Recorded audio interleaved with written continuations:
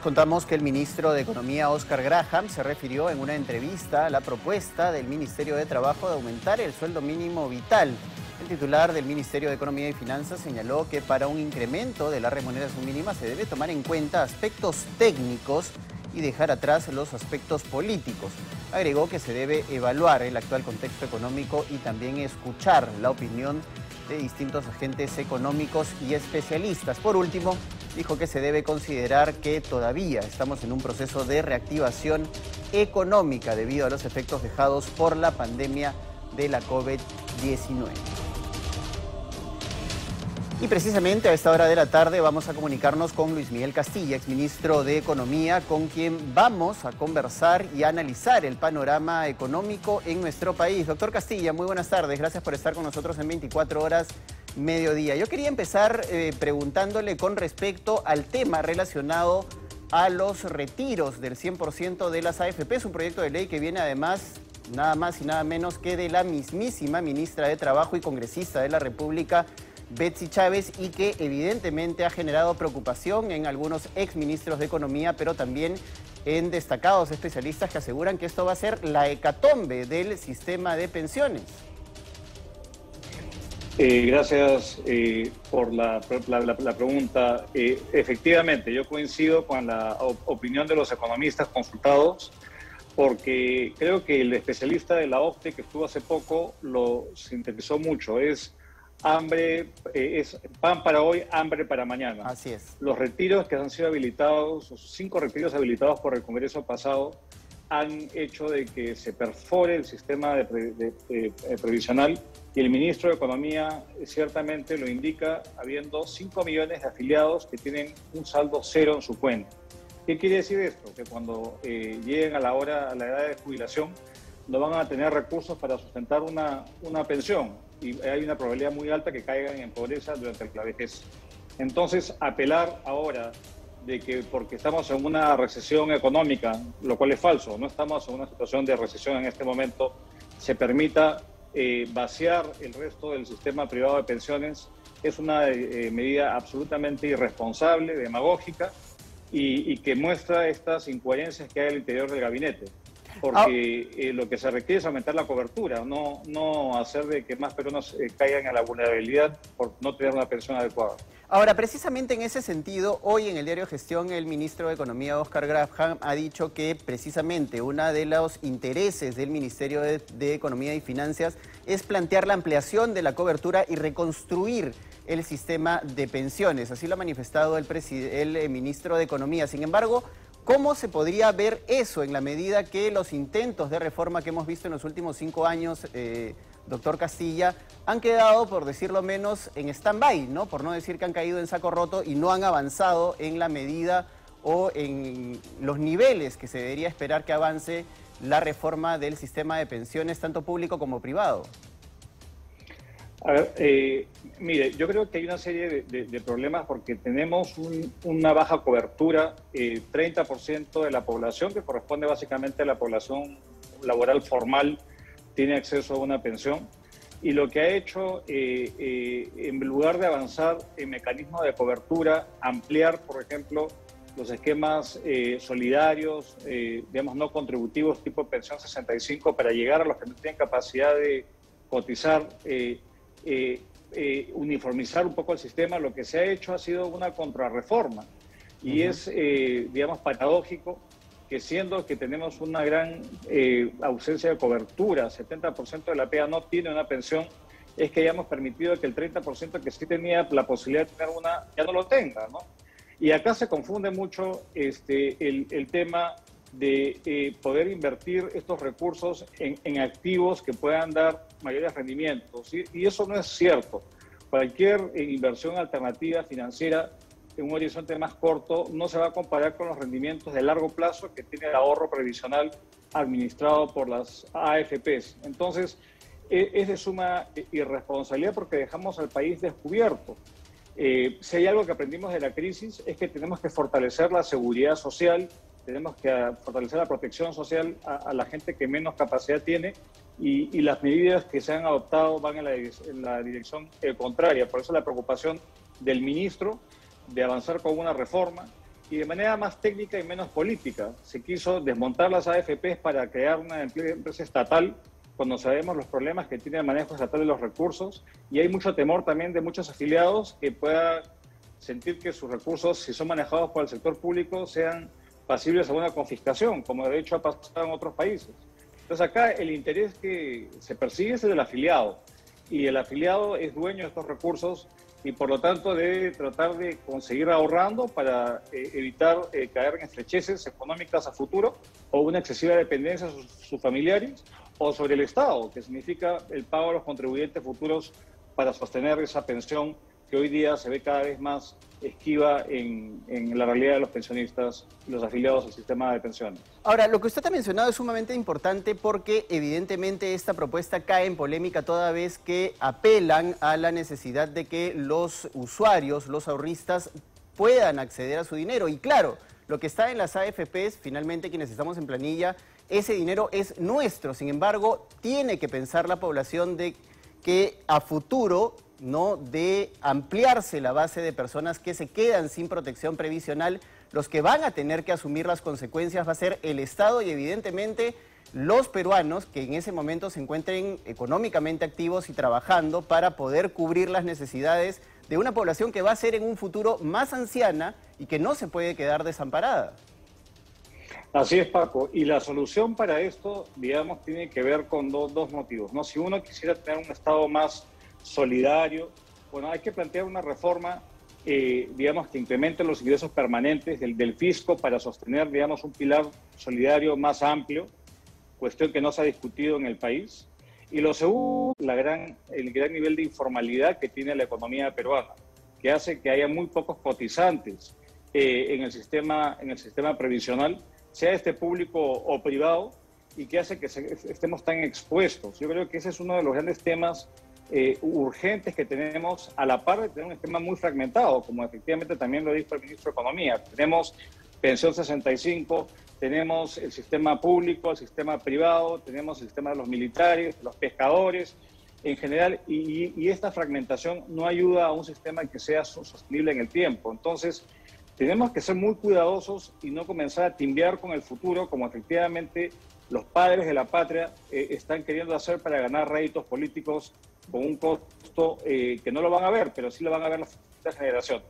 Ahora, hablemos de otro tema que también es polémico, exministro Castilla, que tiene que ver con el tema del sueldo mínimo. Siempre se habla del momento y de la oportunidad para incrementar el sueldo mínimo. De hecho, la ministra Chávez también habló de la posibilidad que implica ampliar el sueldo mínimo, incrementarlo. Sin embargo, no se habían consultado con los actores interlocutores válidos en el Consejo Nacional del Trabajo, toda vez que es un elemento importante. Esto preocupa, no se puede hacer el anuncio de un aumento del sueldo mínimo si es que todos los actores económicos no están de acuerdo en la pertinencia de hacer este incremento.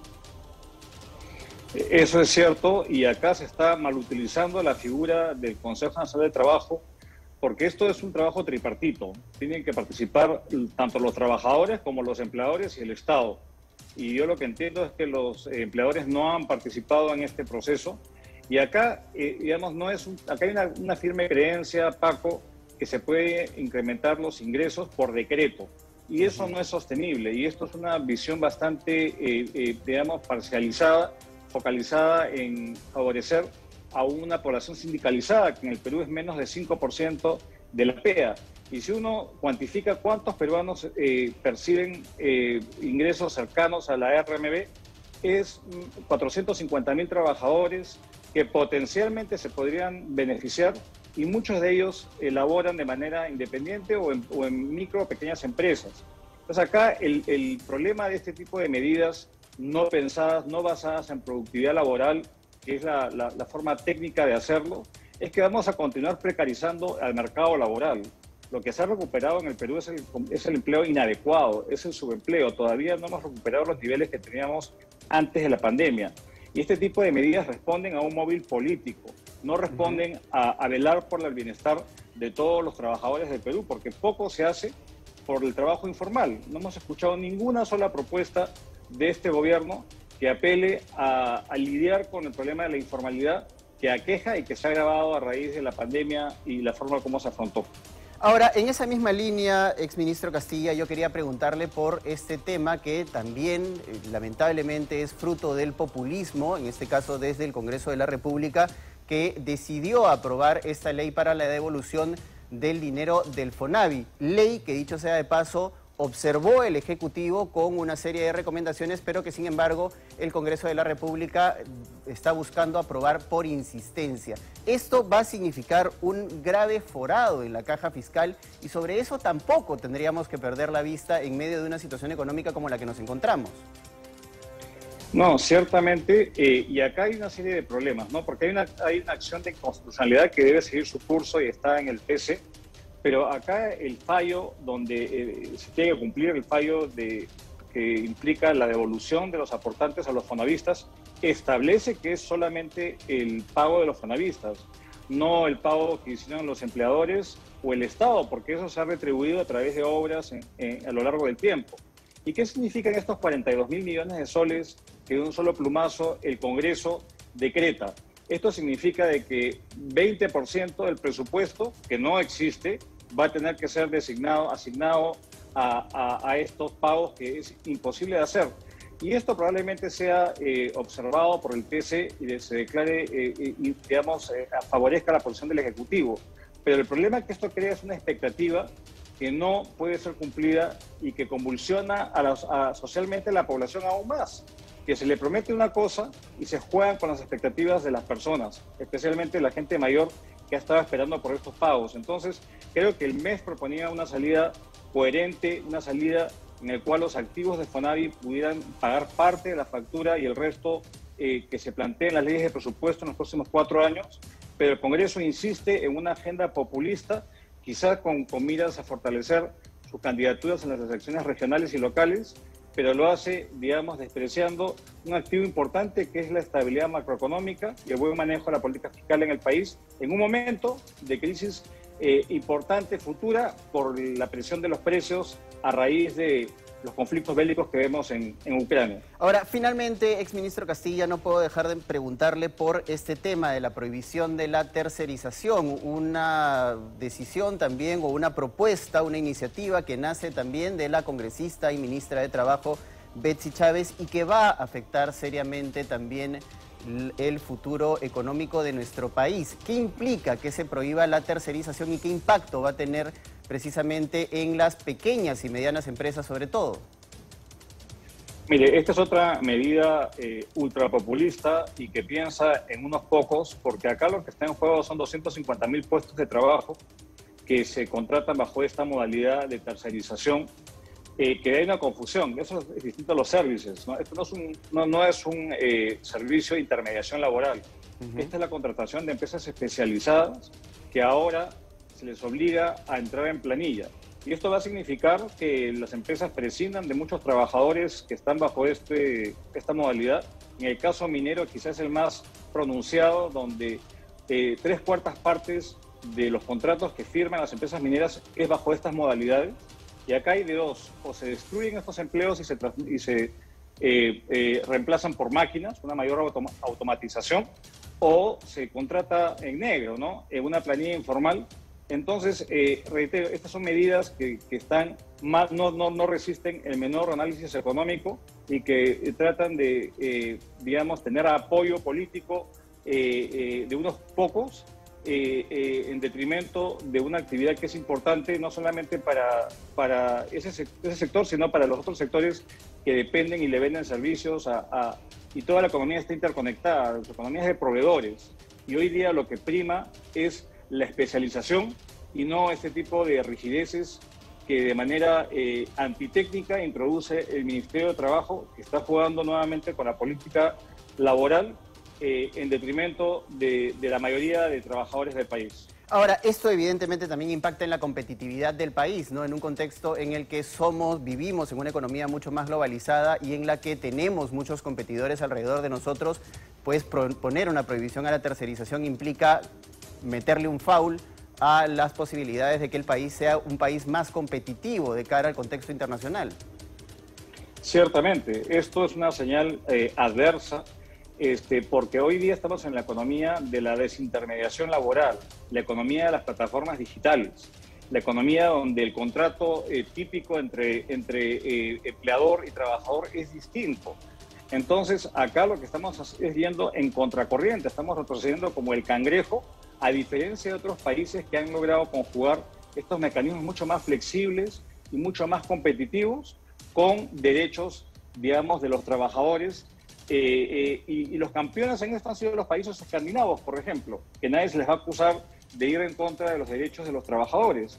Pero acá estamos imbuidos en una retórica vetusta de pelear por derechos laborales de una porción mínima de la población y el resto, bien, gracias. Y evidentemente la pérdida en competitividad puede ser muy elevada y ahora donde más tenemos que ser productivos y competitivos para poder insertarnos en este mundo tan desafiante que tenemos, Paco. Así que sí, esto erosiona la competitividad del país y el gobierno va a tener que va a tener que definirse, no puede estar con Dios y con el diablo a la vez, va a tener que tomar posición y ojalá que sea una posición que favorezca a la mayoría y no a unos pocos. Muchas gracias, señor Luis Miguel Castillo. Ha estado con nosotros el exministro de Economía, Luis Miguel Castilla, para comentar algunos temas de la coyuntura económica nacional. Vamos a continuar nosotros con